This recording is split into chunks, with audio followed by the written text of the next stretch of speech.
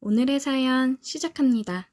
저는 30대 중반의 평범한 회사를 다니는 아주 평범한 남자입니다. 저에게는 예쁜 와이프와 아이들이 있습니다. 저는 결혼을 일찍 한 편이라 아이들도 제 또래 친구 아이들보단 크고요. 아무튼 결혼 생활은 아무런 이상 없이 와이프와 아이들까지 아주 즐겁고 또 피곤하게 지내고 있습니다.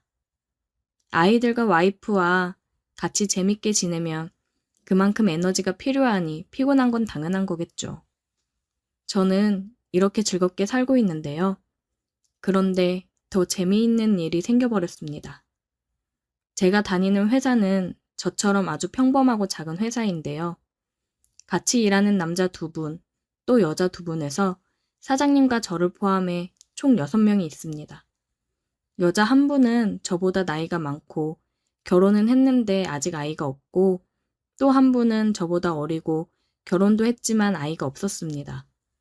저희는 일이 없을 때는 서로 농담도 하고 가정사도 얘기하고 재밌게 지내고 있습니다. 그런데 말이죠. 저보다 어린 직원이 가끔 보면 참 안쓰럽다. 뭐 그렇게 생각이 들 때가 있습니다. 남편분은 사업을 하는지 같이 놀러 간다, 휴가 때는 뭘 해야지, 뭐 그런 얘기는 일절 없습니다. 그래서 궁금한 저는 휴가 때 주로 뭐 하냐고 물어보기도 했습니다. 처음에는 뭐 이것저것 친구들이랑 놀러도 가고 해요. 그렇게 말을 돌리곤 했는데 지금은 그냥 집에 있거나 쉬어요. 라고 솔직하게 말을 합니다. 이런 모습을 보면 참 안 됐다. 남편분이 사업을 하니 뭐 어쩔 수 없지 뭐. 그런 생각도 듭니다. 나이가 저보다 많은 여직원분은 남편분이 저희와 같이 평범한 회사를 다녀서 시간도 맞고 휴가도 맞춰서 놀러가고 해서 그런지 이분은 뭐 불평도 없고 불만도 없고 그냥 저냥 사는 것 같았습니다. 남직원들은 그냥 사는 것 같습니다. 남자들 얘기는 재미가 없어서 안 하는 걸로 할게요. 저희는 평소처럼 일을 하다가 농담도 하고 여러 얘기를 했습니다. 이날은 1분은 휴가에 2분은 출장, 뭐 그래서 1시간 정도는 그 어린 직원이랑 같이 사무실을 지켰습니다. 제가 말도 많고 재미는 없지만 관심들이 많아서 말을 많이 거는 편이라 사람들도 저에게 말을 많이 거는 편입니다. 어린 여직원이랑 둘이 있는데 저는 할 일이 있어 업무에 집중을 하고 있었지요. 그런데 여직원이 옆에 와서 계속 말을 거는 겁니다. 집에 가면 뭐 하는지, 집에서 뭘 하면 재밌게 지내는지 등등 말이죠. 이렇게 묻더군요. 집에서는 주로 뭐 하세요? 집에 가는 거 재미있어요? 재밌죠. 집에 가면 진짜 귀여운 애기들도 있고 이쁜 마누라가 있으니까요. 아직도 와이프가 이쁘세요? 아이들은 뭐가 그렇게 귀여워요? 아이들 엄청 이뻐하시나 봐요. 와이프는 세상에서 제일 예쁘고 사랑스럽고요. 아이들은 정말 천사들 같아요. 힘들게 아빠 아빠 하면서 따라다니고 뭘 해달라고 하는 게 많아서 그렇지 피곤한 거 빼고는 정말 너무 감사하고 좋아요. 제 체력이 너무 저질이라 너무 피곤하긴 해요. 와, 정말 좋은 남편에 정말 좋은 아빠네요. 아니 뭐, 그 정도는 아닌데 그냥 다 좋아요. 즐겁잖아요. 저는 집에 가면 맨날 밥 먹고 뭐 별거 할 게 없는데 너무 심심해요. 아, 남편분이 사업을 하신다고 했죠? 그런데 사업하시면 어쩔 수 없는 것 같아요. 근데 많이 심심하시겠다. 맞아요. 어쩔 수 없어서 그냥 그러려니 생각하죠. 제가 선택한 거니까요. 남편분이랑 시간 맞춰서 휴가라도 가셔요.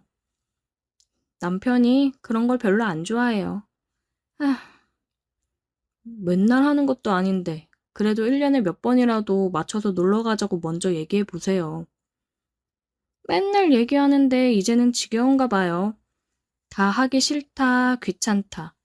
사업하니까 힘들어서 그래. 그냥 쉬고 싶다. 그런 얘기만 해요. 좀 힘드시겠다. 어휴, 커피 한 잔 하실래요? 고마워요. 이거 드시고 릴렉스 하세요. 알겠어요. 잘 마실게요. 저희는 이렇게 이런저런 얘기들을 자주 했고, 얘기를 들을 때마다 동정심과 마음이 가기 시작했습니다. 뭐랄까, 그냥 오빠로서 지켜주고 싶다, 뭐 그런 느낌? 얘기할 때마다 그녀는 한숨이 가득했고, 그런 얘기를 할 때마다 저는 화제를 돌려서 분위기를 전환을 시도했죠. 일부러 농담도 많이 했는데 그녀는 참 잘 웃어줬습니다. 술 좋아하시죠? 언제 술이라도 한잔 하실래요?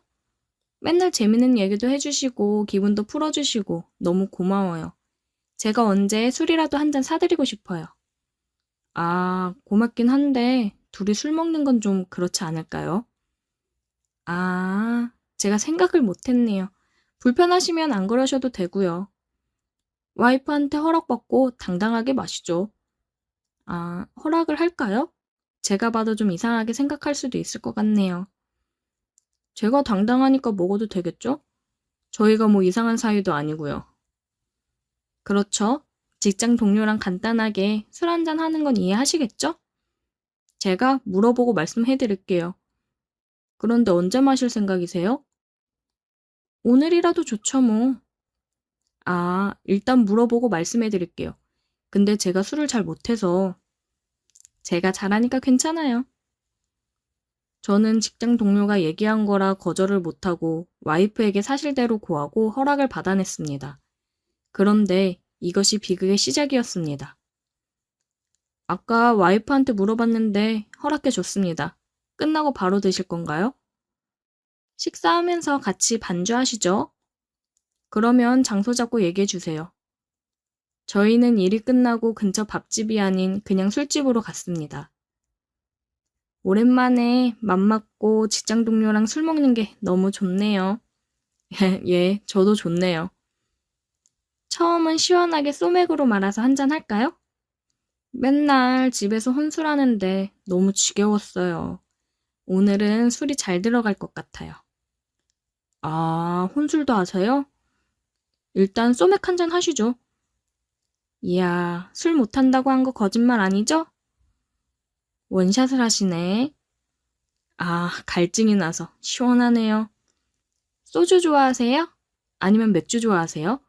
편한 걸로 드세요. 강요 안 하니까.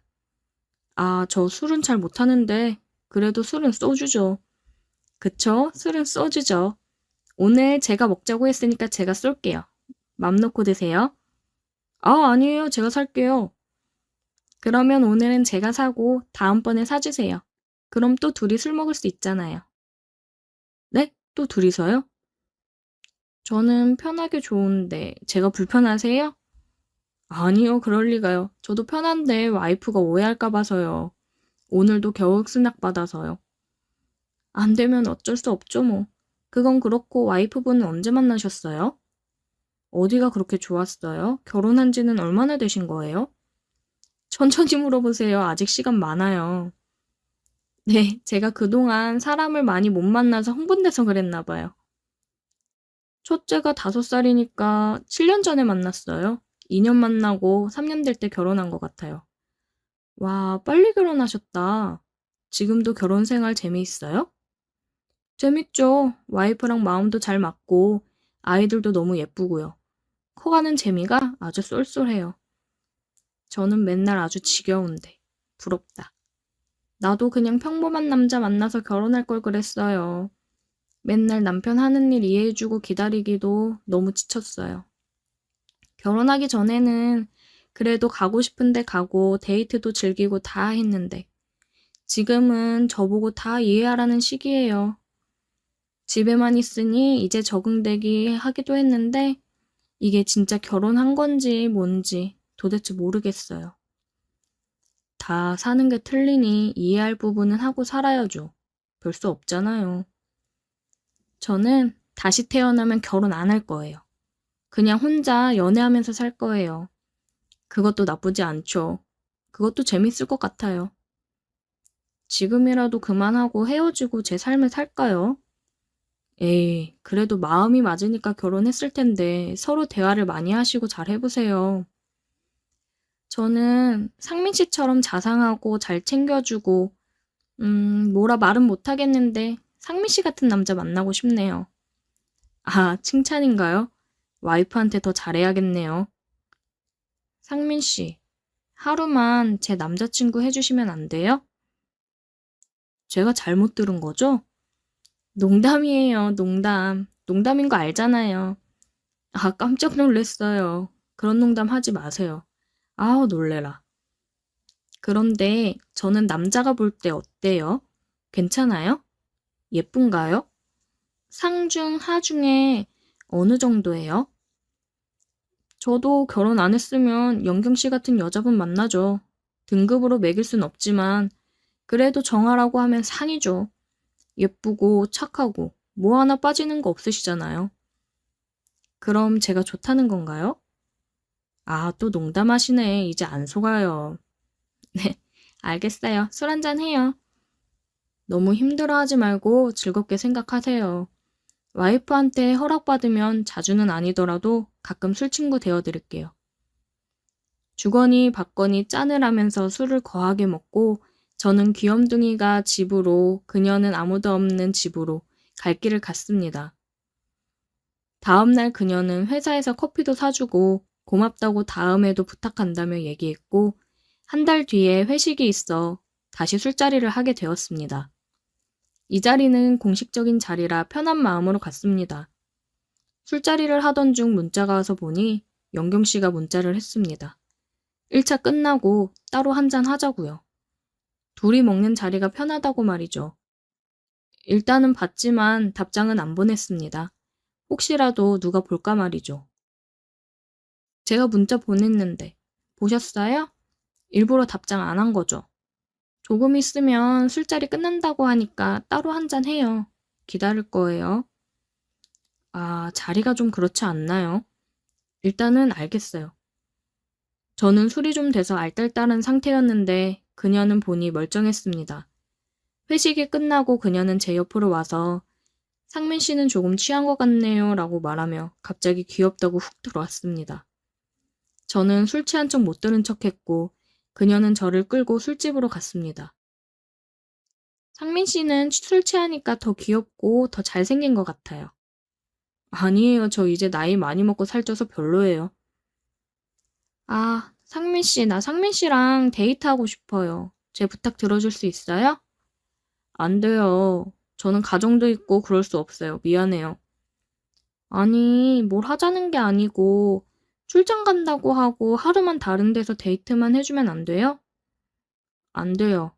그건 와이프한테 너무 미안할 것 같아요. 그럴 수 없어요. 그럼 일단 우리 술이나 좀 먹어요. 아까 술을 많이 못 먹었어요. 짠해요, 짠. 이거 봐, 너무 귀여워. 아, 진짜 어떡하지? 상민 씨, 하루만 데이트 해줘요. 아니, 진짜 안 된다고요. 저는 애도 있고 안 돼요, 안 돼. 귀여워. 내가 상민 씨 취해서 그러는데 언젠간 잡아먹고 말 거야. 사자도 아니고 뭘 잡아먹긴 참 뭘 잡아먹어요. 그런 말 하지 마요. 두고 봐요. 나는 이제 내가 술을 먹는 게 아니라 술이 나를 먹고 있었다. 어느 순간 필름이 나갔다가 들어오길 반복했고 집에 가야겠다는 생각이 들었어요. 아, 너무 많이 먹어서 이제 집에 가야 될 것 같아요.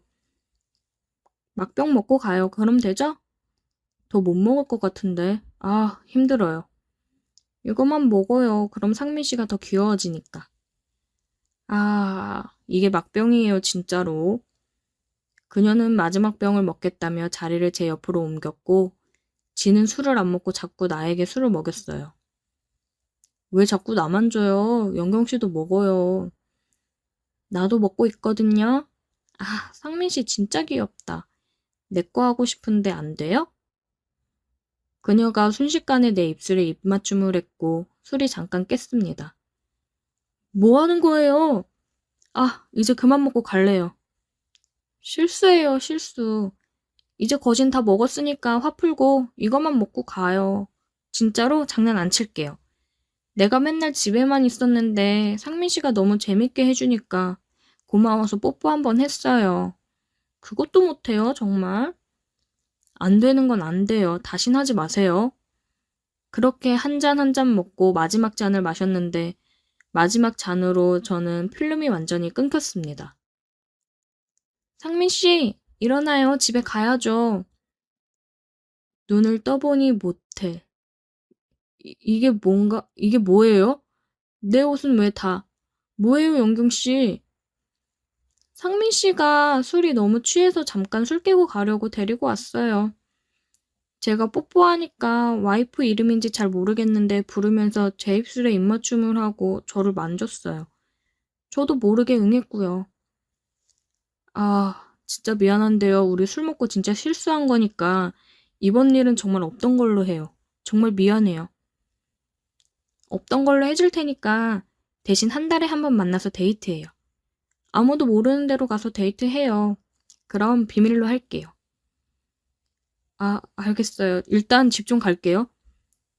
상민 씨, 내가 사랑하니까 우리 다음에 데이트할 때 더 재밌게 해요. 회사에서도 볼기가 불편했고 그래도 애써 아닌 척하며 지냈습니다. 그녀에게 문자가 왔고 다음 주에 데이트를 하자고 문자가 왔습니다. 저는 알겠다고 했고 다른 지역으로 가서 데이트를 하자고 얘기를 했어요. 우리는 그렇게 하지 말아야 할 선을 넘고 말았습니다. 우리는 치밀하게 다른 지역으로 각자의 차를 타고 가서 만났습니다. 상민 씨, 우리 귀여운 상민 씨, 내가 얼마나 보고 싶었는지 알아요? 저도 결혼 안 했으면 이래도 되는데 지금은 아닌 것 같아요. 이 말 하려고 나왔어요.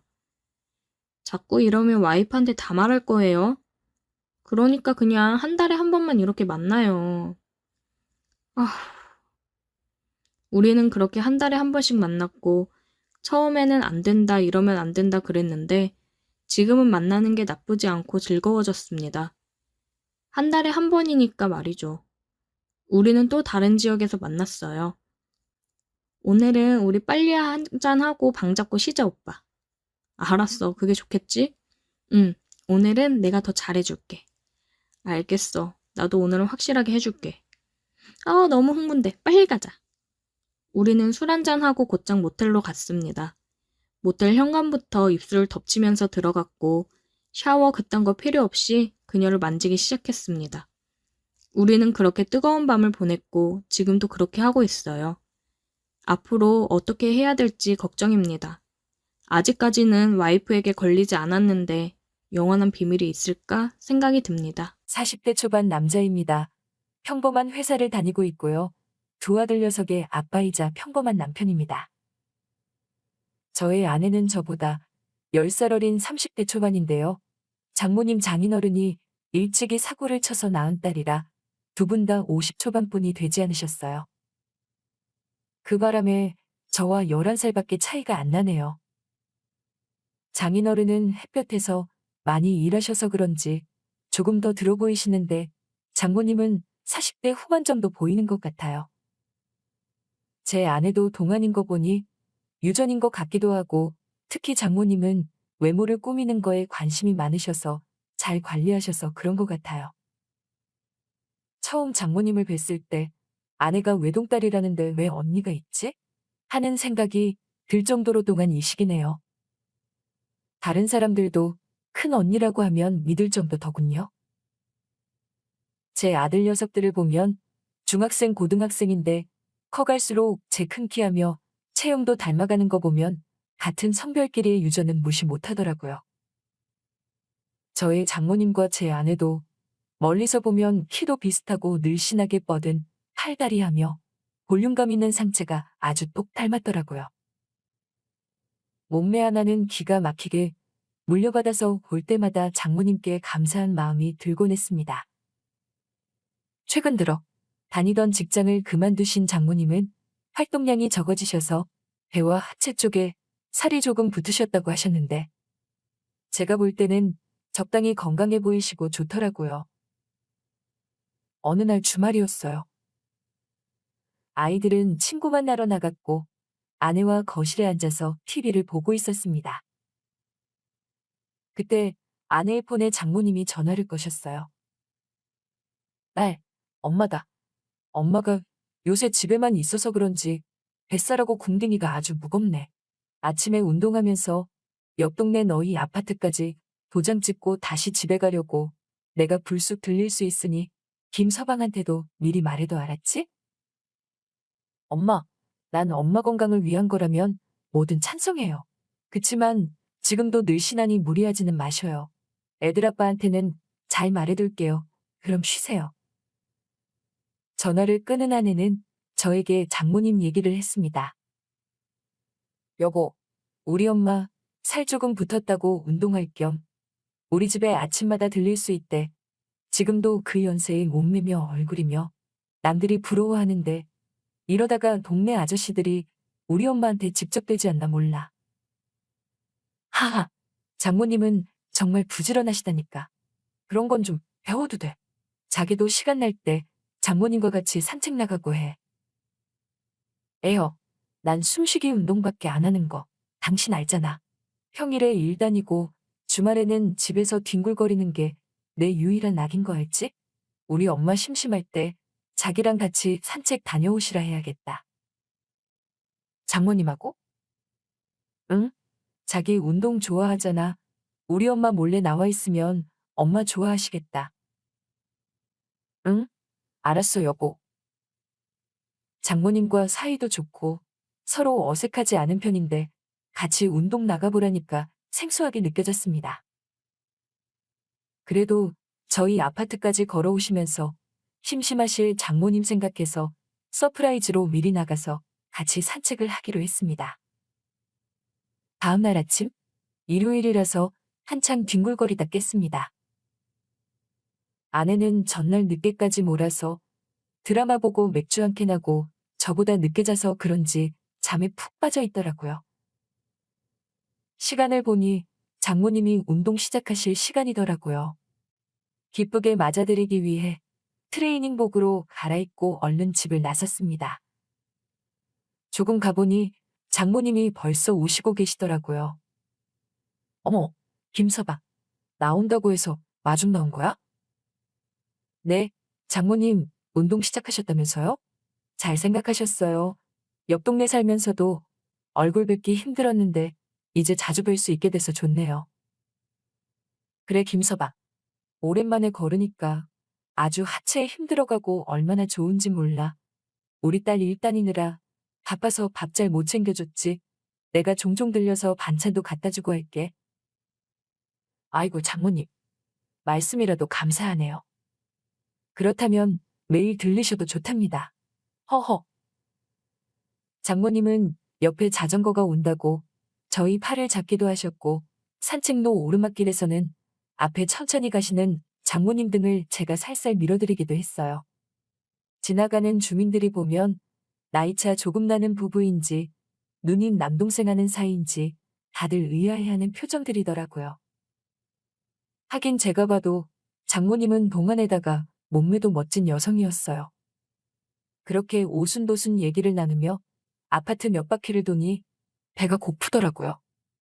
장모님도 집에 가서 아내 얼굴 보고 간다고 하셔서 같이 들어가게 되었어요. 엄마, 오셨어요? 김서방이랑 운동은 잘하셨죠? 물론이지. 김서방이 빨리 걸어서 내가 맞춰 걸으니 운동이 배가 되는 것 같아. 나 반찬 가지고 내일도 들려도 되지? 엄마, 내일 월요일인데 우리 둘 다 출근이잖아. 현관 비밀번호 가르쳐 드릴 테니까 우리들 없으면 와서 화장실도 들리시고 음식도 놓고 가시면 돼요. 딸 그래 알겠어. 그렇게 운동을 하고 와서 셋이 모여 이런저런 얘기도 나누고 아침밥을 먹는데 너무 꿀맛이었습니다. 잠시 후 장모님은 피곤하시다며 집에 가셨고 저도 늦잠 안 자고 일찍 일어났더니 졸리더라고요. 한숨 잤습니다. 여느 때처럼 일요일 늦은 오후가 되니 아들 녀석들이 친구들하고 놀다가 들어왔고 아내는 잔소리와 함께 아들 두 녀석을 공부시키러 방에 들어갔습니다. 저는 저녁을 먹고 누웠는데 오랜만에 낮에 운동해서 그런지 피곤하기도 하고 일찍 잠이 들어버렸어요. 다음날 아내가 옆에서 소리쳐서 일어났는데 그만 제가 지각을 했더라고요. 아내는 저보다 먼저 출근해야 되는데 그 바람에 아내도 늦게 생겨버렸더라고요. 얼른 아내를 마중하고 밥도 안 먹고 헐레벌떡 출근을 했습니다. 회사에 가서 아침 조회를 하는데 글쎄 제가 업무에 필요한 자료를 깜빡하고 안 가져온 거예요. 조회가 끝나자마자 집으로 왔습니다. 그리고 현관 비밀번호를 누르고 얼른 들어갔습니다. 서재 컴퓨터 책상 위에 올려둔 자료를 가지고 나가려는데 어디서 조용하게 숨소리가 들렸어요. 아니, 지금 이 시간에 누구지? 다시 들어보니 코를 살살 고는 것 같았어요. 장모님이 낮에 들리실 수 있다고 했는데 정신없이 오다 보니 집에 아무도 없는 거라 생각했던 거였습니다. 소리가 들리는 쪽으로 가보니 안방 침대 위에 장모님이 옆으로 누워 계셨습니다. 운동 다녀와서 잠이 드신 건지 깊숙이 잠이 드신 것 같았어요. 그런데 운동 갔다가 좀 더 오셨는지 아주 가벼운 옷차림이시더라고요. 처음 마주하는 장모님의 맵시를 보고 이상하게 가슴이 뛰었습니다. 생각했던 것처럼 장모님의 몸매는 정말 아름다웠습니다. 본인은 살이 쪘다고 하시는데 올록볼록 나오면 좋을 위치에 조금 더 나온 거라서 그런지 제게는 매혹적이게 느껴졌습니다. 진짜 뭐라도 홀린 것 마냥 저도 모르게 가까이 갔습니다. 그리고 그 위에 살포시 앉아 있는데 그때 장모님이 눈을 뜨셨습니다. 김서방. 장모님이 깨시자 저는 화들짝 놀라. 장모님, 잠깐 가져갈 게 있어서 들렸는데 잠이 드셨길래요. 이불 덮고 주무세요. 하면서 일어나서 이불을 덮어드리려는데 침대 옆바닥에 장모님의 끈 달린 가방에 걸려서 제가 그만 옆으로 누워 계신 장모님 쪽으로 엎어졌어요. 장모님 바로 뒤에 제가 가까이 가서 안고 있는 상황이 되었어요. 장모님과 처음 겪는 그 상황에 저는 어쩔 줄 몰랐습니다. 그렇게 몇 초 동안 멍한 상태로 있다가 벌떡 일어났는데 장모님이 입을 여셨어요. 김서방, 나 지금 비몽사몽이었었는데 지금 김서방이랑 같이 똑같은 꿈을 꾸고 있다고 생각해. 꿈속에서는 뭐든지 자유로운 거 알지? 내가 요새 운동을 시작해서 힘이 넘치나? 나는 지금 꾸는 꿈에서 그 남자랑 힘차게 사랑을 나누고 싶은데 꿈속에 그 남자도 그렇게 생각하려나? 장모님, 정말 괜찮을까요? 그렇고 말고 꿈은 꾼 사람들만 알지. 주위 사람들은 말하기 전까지는 무슨 꿈인지 모르잖아. 자네도 그냥 꿈속에서 행하여지는 대로 맡겨봐. 장모님, 저 그럼? 알겠습니다. 곧이어 장모님 뒤에서 그렇게 꿈을 꾸듯 몽롱하고 기분 좋은 상황이 저에게 펼쳐졌습니다. 넘보면 안 되는 장모님에게 제가 무슨 짓을 한 건지 나중 되어 생각해보니 걱정이 밀려오더라고요. 그런데 그 뒤로 장모님은 본인 말씀처럼 꿈에서 깨어버리면 끝나는 것처럼 받아들이셨는지 저에게 한마디도 언급하지 않으시더라고요.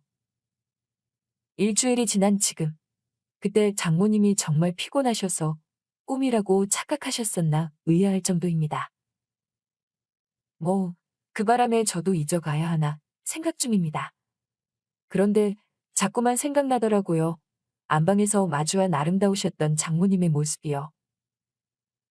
장모님은 그날 이후 몇 번 운동을 오셨는데 제가 출근하는 평일이어서 아직 마주치지는 못했네요. 다음 주에는 아침에 피곤해서 일주일에 한두 번은 저녁에 들리실 수도 있다는데 제 아내가 저보다 늦게 퇴근하고 저는 일찍 오는데 설마 저랑 둘이서 만나려고 하시나? 별별 생각이 다 드네요. 이미 엎어진 물은 어쩔 수 없는 거잖아요.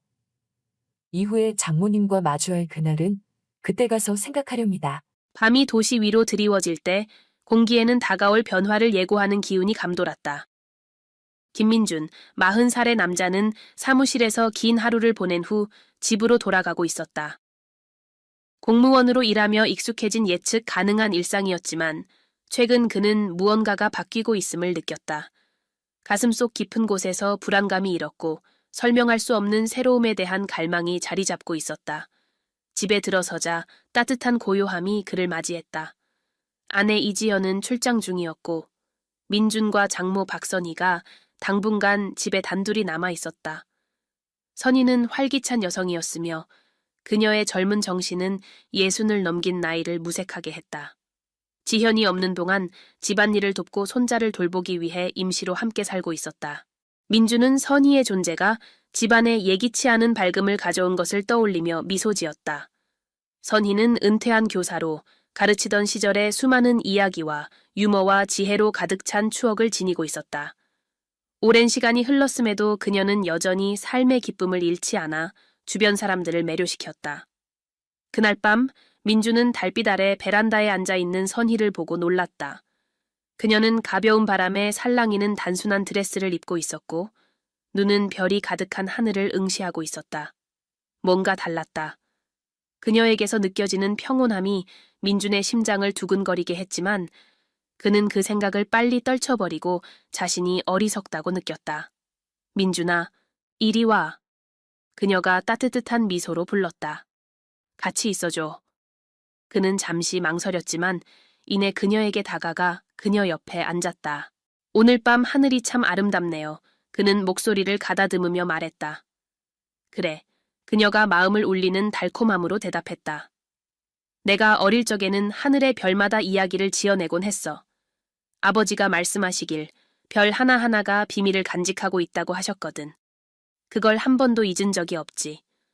민주는 그녀를 바라보며 마음이 뭉클해지는 걸 느꼈다. 선희는 매혹적이었다. 단순히 욕망을 일으키는 것이 아닌 그녀의 생동감 넘치는 본질이 그를 끌어당겼다. 그건 단순한 향수 탓이라고 자신을 설득했지만 여전히 그녀에게 매료되었다. 두 사람은 그곳에서 이야기하며 웃음을 나눴다. 그녀와 함께 있는 것은 너무나 자연스러웠다. 그 사이에 장벽은 없었고 오직 서로의 존재에서 얻는 순수한 위안만이 있었다. 몇 주가 지나면서 민준과 선희의 우정은 깊어졌다.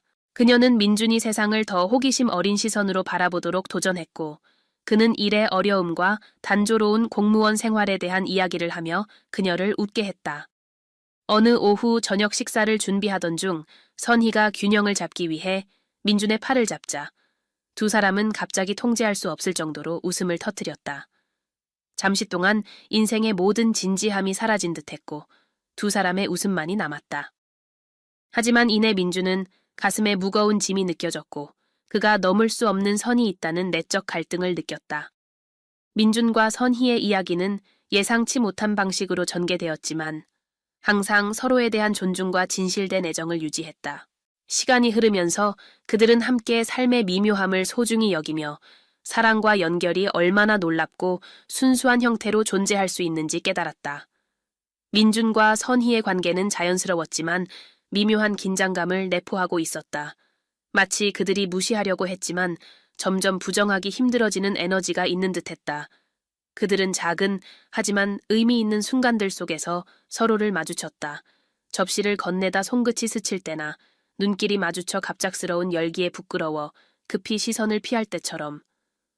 어느 날 오후 민주는 평소보다 일찍 퇴근했다. 태양이 아직 수평선 위에 남아있어 하늘을 황금빛과 장밋빛으로 물들이고 있었다. 그는 거실에서 선희를 발견했다. 그녀는 커피 테이블 위에 흩어진 옛 가족 사진들을 정리하고 있었고 사진 하나하나를 사랑스럽게 어루만지며 눈에 그리움이 서려 있었다. 아, 오늘은 일찍 왔구나. 그녀가 고개를 들어 미소 지으며 말했다. 네, 집에서 시간을 좀 보내고 싶었어요. 민준이 대답하며 테이블 쪽으로 다가갔다. 뭘 하고 계세요? 선희는 한숨을 쉬며 미소에 약간의 슬픔이 깃들었다. 옛날 생각을 하고 있었어요. 시간 참 빠르게 흘러가는 게 신기하지 않나요?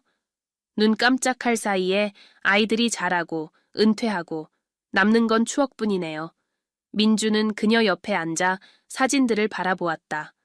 지현이 어린 시절 꽃이 만발한 들판에서 뛰어다니며 웃는 모습, 그리고 젊고 생기 넘쳤던 시절의 선희가 고인이 된 시아버지와 함께 있는 사진들이 있었다. 선희의 아름다움은 여전히 인상적이었지만 민준의 시선을 사로잡은 것은 그녀의 눈에 담긴 빛이었다. 그 빛은 사라지지 않은 듯 보였다. 선희 어머니는 정말 생기 넘치세요. 민준이 갑자기 말했다. 이 모든 추억에도 불구하고 여전히 활기차고 생동감이 넘쳐요. 그녀는 부드러운 웃음을 터뜨렸고 그 소리는 민준의 마음을 따뜻하게 했다. 아, 민준, 당신이 나를 좋게 봐주는 거죠. 하지만 사실 때때로 저도 꿈 많던 젊은 시절이 그리워요. 우리가 얼마나 많은 것들을 놓쳤는지, 얼마나 많은 소망들을 묻어두었는지 생각하게 되거든요. 그 말에 민준의 마음이 아팠다. 그녀가 품고 있는 이루지 못한 꿈들이 얼마나 많을까 생각하며 그 자신도 세월이 흐르며 얼마나 많은 꿈을 포기했는지 떠올렸다. 그것은 그들을 보이지 않게 이어주는 공통점이었고 삶의 의무들 속에서 소망들이 뒤로 밀려나는 것을 서로 이해하고 있었다. 그날 밤 별이 가득한 하늘 아래에서 선희는 동네를 산책하자고 제안했다. 그들은 나란히 걷고 시원한 밤 공기를 느끼며 멀리서 들려오는 귀뚜라미 소리를 들었다. 그 순간 시간이 멈춘 것처럼 느껴졌고 그들은 아무런 걱정 없이 세상을 탐험하는 두 영혼 같았다. 민준, 선희가 거의 속삭이듯 말했다. 사람들이 나이가 들어서도 두 번째 청춘을 살 수 있다고 생각해? 그는 그녀를 바라보며 심장이 두근거렸다. 내가 생각하기엔 우리가 정말 중요한 것을 쫓을 용기가 있다면 누구나 두 번째 청춘을 살 수 있을 것 같아요. 하지만 용기가 필요하겠죠, 그렇죠? 그녀는 눈을 반짝이며 이해하기 어려운 감정으로 고개를 끄덕였다. 그래, 용기가 필요해. 그녀가 속삭였다. 그 후 며칠 동안 민주는 뭔가 달라졌음을 느꼈다. 그들 사이의 연결은 더 강해졌지만 동시에 더 복잡해졌다. 마치 모든 상호작용이 숨겨진 의미로 가득 차 있고 말하지 않은 단어들이 그들 사이를 떠돌고 있는 듯했다. 그는 마음이 갈라지는 듯한 느낌을 받았지만 한편으로는 그동안 느끼지 못했던 새로운 감정을 갈망했다. 어느 오후 그들이 부엌에 있을 때 분위기는 특히 긴장감이 감돌았다. 선희는 김치를 준비하고 있었고 민주는 그녀가 일하는 모습을 넋을 잃고 바라보았다. 그녀의 능숙한 손놀림이 우아하게 움직이는 모습에 홀린 듯이. 갑자기 그녀가 장난기와 애정이 섞인 미소를 지으며 그에게 돌아섰다. 민준, 그녀가 말했다. 이거 도와줄래요? 그는 깜짝 놀라 눈을 깜빡였지만 이내 다가가 그릇을 잡고 그녀와 함께 일을 시작했다. 매운 김치 향이 공기를 가득 채웠고 둘은 서로 웃음을 터뜨리며 엉망진창이 되는 것을 보며 웃었다. 선희가 그의 팔을 가볍게 잡았을 때 그 손길은 전류처럼 그의 몸을 타고 흘렀다. 무심코 민주는 그녀를 바라보았고 두 사람의 시선이 마주쳤다. 그곳에는 무언가 있었다. 둘 다 느꼈지만 위험하면서도 거부할 수 없는 감정이었다. 그의 심장은 빠르게 뛰었고 그가 위험한 영역에 발을 들였다는 것을 알았지만 동시에 그 순간이 그가 경험한 가장 생생한 순간 중 하나라는 것도 알고 있었다. 하지만 곧 선희는 손을 거두고 부드럽게 미소 지었다. 고마워요, 민준. 당신 덕분에 이 집에 항상 웃음이 가득해요. 그는 억지로 미소를 지으며 상실감을 무시하려 했다. 부인할 수 없는 무언가가 그들 사이에 있었지만 결코 넘어서는 안 되는 선이 있다는 것도 서로 알고 있었다. 그렇게 날들이 흘러갔고 웃음과 대화, 그리고 마음을 따뜻하게 하는 작은 순간들로 가득했다. 민준과 선희는 깊은 우정을 나누며 말하지 않아도 이해되는 조용한 이해와 진심 어린 애정을 함께했다. 그것은 공개적으로 드러나지 않았지만 은은한 불꽃처럼 그들의 나날을 밝히며 지속되었다. 그 후의 날들은 거의 마법 같았다. 민주는 선희의 존재가 자신의 삶을 얼마나 빛나게 하는지 깨닫기 시작했다. 그녀와의 대화는 하루 중 가장 기다려지는 시간이었고 그녀의 웃음소리는 그를 다시 젊게 만드는 음악과도 같았다. 집 안 분위기는 더 가벼워졌지만 그들 사이에는 무시할 수 없는 미묘한 긴장감이 있었다. 어느 아침 햇빛이 커튼 사이로 희미하게 비칠 때 선희는 정원을 가꾸기로 했다. 그녀는 밀짚 모자와 간단한 블라우스를 입고 머리를 느슨하게 묶었다. 여전히 잠이 덜 깬 민주는 창문 너머로 그녀를 바라보며 그렇게 몰두하는 모습에 미소를 지었다. 정원 가꾸기엔 너무 이른 시간 아닌가요? 그는 커피 한 잔을 들고 집에서 나서며 농담했다. 선희는 손에 묻은 흙을 털며 웃었다. 아, 민준, 자연은 아무도 기다려주지 않아요. 꽃들은 보살핌이 필요해요. 내가 해 뜨기 전에 일어나야 할지라도요. 그는 울타리에 기대어 그녀를 바라보며 다가갔다. 정말 대단하시네요, 선희 어머니. 어떻게 그렇게 에너지가 넘칠 수 있는지 모르겠어요. 그녀는 잠시 멈추고 물을 주던 화분을 바라보다가 그를 향해 부드럽게 미소 지었다.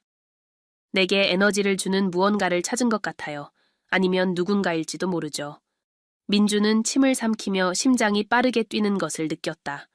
그녀의 말에 담긴 무게를 무시할 수 없었지만 대답하기도 전에 손자 준호가 정원으로 달려와 웃음과 소리를 질러 분위기를 깨트렸다.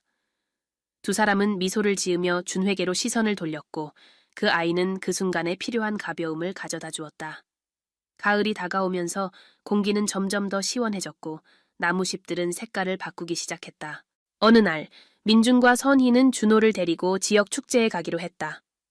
도시는 음악과 음식 그리고 계절을 즐기는 사람들의 기쁨으로 가득 차 있었다. 그들은 가족처럼 함께 떡볶이를 먹고 상을 노리는 게임을 하며 즐거운 시간을 보냈다. 특별한 순간이 있었다. 선희가 준호를 위해 따낸 큰 곰 인형을 들고 감격에 찬 눈빛으로 민준을 바라보며 말했다. 민준, 보이죠? 인생은 이렇게 단순하지만 소중한 순간들로 이루어진 거예요. 그는 그녀를 보며 감탄을 숨기지 않았다. 네, 그래요. 일상에 갇혀 있을 때 이걸 얼마나 쉽게 잊어버리는지 몰라요. 그날 밤 축제 후에 준호가 깊이 잠든 사이 민준과 선희는 다시 한번 베란다에 나란히 앉았다. 그곳에는 뭔가 말로 설명할 수 없는 만족감과 갈망이 섞인 분위기가 감돌았다. 민준은 무언가를 말하고 싶었고 마음에 있는 것을 표현하고 싶었지만 그것이 옳은 일인지 확신할 수 없었다. 민준 씨는 인생에서 후회하는 일이 있나요? 선희가 갑자기 침묵을 깨고 물었다.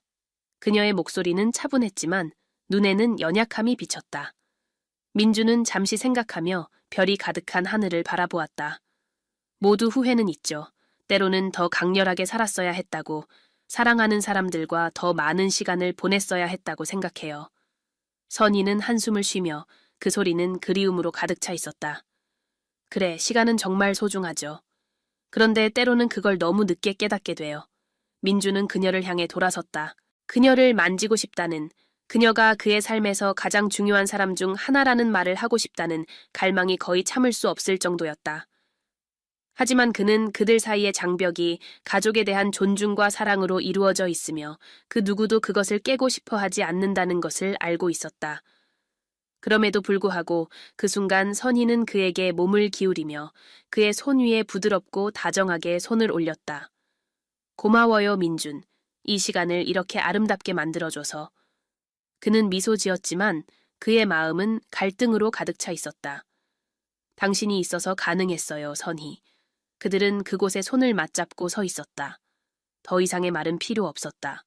그것은 서로의 이해가 가득한 순간이었고 말로 표현할 필요가 없었다. 둘 다 그들 사이에 강력한 무언가가 있음을 알고 있었지만 그들을 안전하게 지켜주는 경계를 이해하고 있었다. 다음 날 아침, 함께 아침 식사를 준비하던 중 지현이 전화해 다음 날 여행에서 돌아올 것이라고 말했다. 그 소식은 민준에게 안도감과 슬픔이 섞인 감정을 불러일으켰다. 아내가 돌아오면 집안의 분위기가 다시 변할 것이고 선희와 함께 보낸 순간들이 단지 추억으로 남을 것임을 그는 알고 있었다. 지현이 돌아오면 좋겠네요. 선희가 부드러운 목소리로 말했지만 민주는 그녀의 슬픔을 감지할 수 있었다. 그래요. 그럴 거예요. 그는 복잡한 감정을 숨기려 애쓰며 대답했다. 하지만 그날 밤 민주는 혼자 베란다에 앉아 그동안 있었던 모든 일을 생각했다. 그는 자신과 선희 사이에 싹튼 감정이 결코 실현되지 않을 것을 알고 있었지만 그들이 공유한 연결이 소중하고 진실되었음을 깨달았다. 지현이 도착하는 날 아침, 선희는 마지막으로 특별한 식사를 준비하고 있었다. 그녀는 밝아 보였지만 눈에는 조용한 이해가 담겨 있었다. 민주는 그녀를 도와주며 두 사람은 마지막으로 함께 웃음을 나눴다. 지현이 집에 들어섰을 때 그녀는 항상 그랬던 활기찬 에너지를 함께 가져왔다. 선희와 민주는 마지막으로 서로를 바라보았고 그 눈빛에는 감사를 담은 그들만이 이해할 수 있는 감정이 가득했다. 그리고 그렇게 삶은 다시 평범하게 흘러갔다.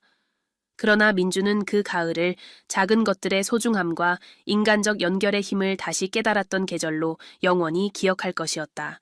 실현되지 않은 감정이야말로 가장 소중하다는 것을 그는 알고 있었다.